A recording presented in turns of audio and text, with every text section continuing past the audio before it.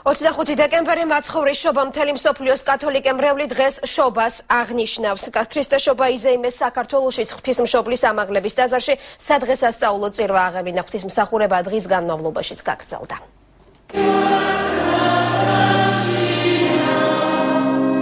თბილისში მცხოვრები კათოლიკე მრევლის საშობაო მესას დღეს ღვთისმშობლის ამაღლების საკათედრო ტაძარში დაესწრო.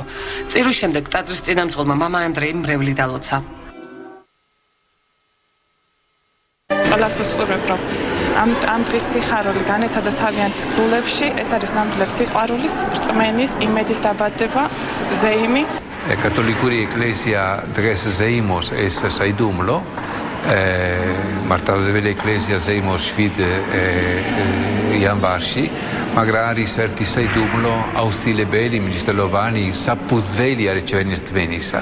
და ამიტომ მე მინდა მოვილოცოთ ყველას.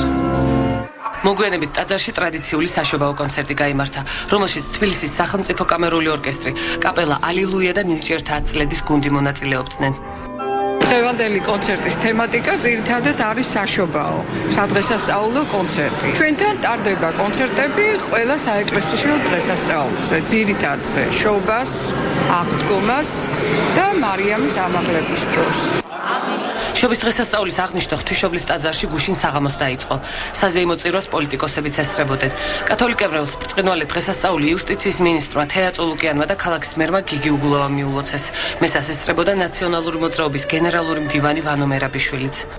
ჩვენი ხელისუფლების პირობებში რელიგიური თავისუფლება იქნება ხელშეუხებელი. გილოცავთ ამ დღეს და ეს დავალს ყოფილიყოს ეს დღე სულიერ სიმშვიდის და თეთრობის მომტანი თქვენთვის და ჩვენი ქვეყნისთვის. ახალი სიცოცხლის დაბადების დღე ითვლება ქრისტესშობა და მინდა ყველას მის დღეს აღნიშნავს მიულოცო და ბედნიერება და წარმატება ვსურვო. დღესო კათოლიკეებს შობა პრემიერ-მინისტრმა ბიძინა ივანიშვილმა და საქართველოს პრეზიდენტმა მიხეილ სააკაშვილმა მიულოცეს.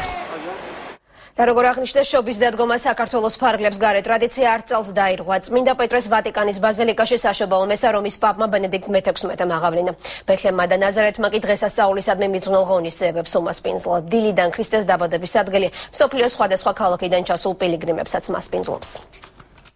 25 დეკემბერს ათასობით ქრისტიანი შობის დღესასწაულის აღსანიშნავად ბეთლემში მაცხოვრის დაბადების ადგილას შეიკრიბა. 1700 წლის წინანდელ შობის ტაძარში სადღესასწაულო ღვთისმსახურება იერუსალიმის კათოლიკე პატრიარქმა აღავლინა. ყოველწლიურად შობის დღესასწაულზე ბეთლემში პილიგრიმები მსოფლიოს ყველა კუთხიდან ჩადიან.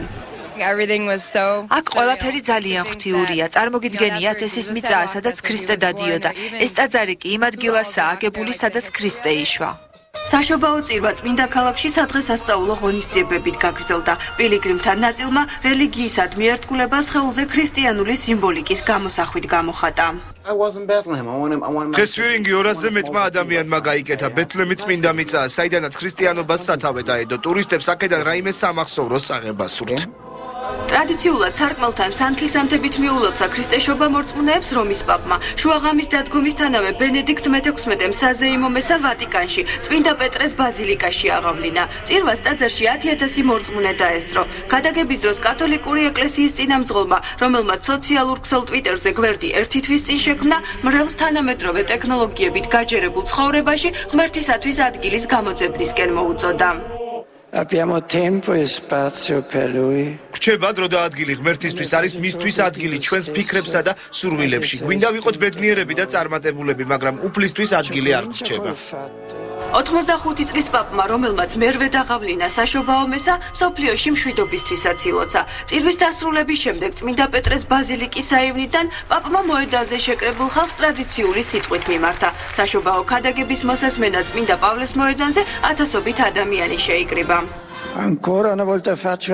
ისრაელსა და პალესტინაში მშვიდობისთვის უნდა ვილოცოთ, ასევე ლიბანში, სირიაში, ერაყსა და მის მეზობელ ქვეყანაში მშვიდობა უნდა დამყარდეს. ქრისტიანებმა იმ მიწაზე, სადაც ჩვენი რწმენა დაიბადა, ცხოვრება უნდა განაგრძონ. ქრისტესადმი სიყვარულმა დაისადგუროს ადამიანთა გულებში. კათოლიკური სამყაროს გარდა შობის ბრწყინვალე დღესასწაულს 25 დეკემბერს კონსტანტინოპოლის, ანტიოქიის, ალექსანდრიის, კიპრის, ბულგარეთის, რუმინეთისა და ელადის მართლმადიდებელი ეკლესიაც ხვდება.